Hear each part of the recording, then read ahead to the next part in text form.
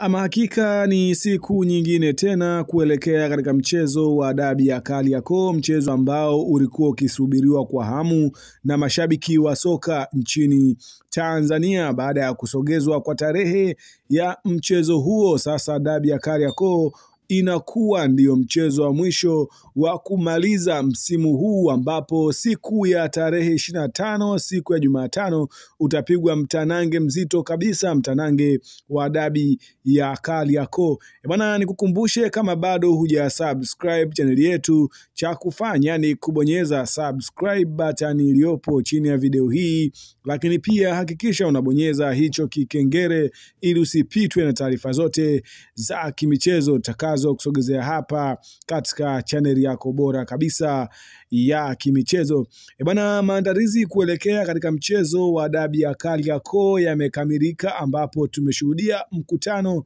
na waandishi wa habari katika makao makuu ya benki ya NBC. Bwana, taarifa ambazo tumezipata kwa sasa ni kuhusu klabu ya soka ya Simba, ambapo tumeweza kuona wao hawakuweza kuzungumza chochote kuelekea katika mchezo huu, lakini taarifa zinaeleza kuwa klabu ya soka ya Simba wameshafanya maandalizi yote kuelekea katika mchezo wa dabi ya Kariakoo hapo kesho, na mnyama Simba Sports Club yuko tayari kushuka dimbani kwa ajili ya kuhakikisha anauwinda ubingwa wa NBC Premier League. Wana klabu ya soka ya Simba wako nyuma kwa takribani pointi moja tu, ambapo kinara wa msimamo wa ligi kuu Dar es Salaam Young Africans yuko na pointi 76, huku mnyama Simba Sports Club akiwa na pointi 75. Hivyo mchezo wa dabi ya Kariakoo ndio ambao utaamua bingwa wa msimu huu katika NBC Premier League, na mnyama Simba Sports Club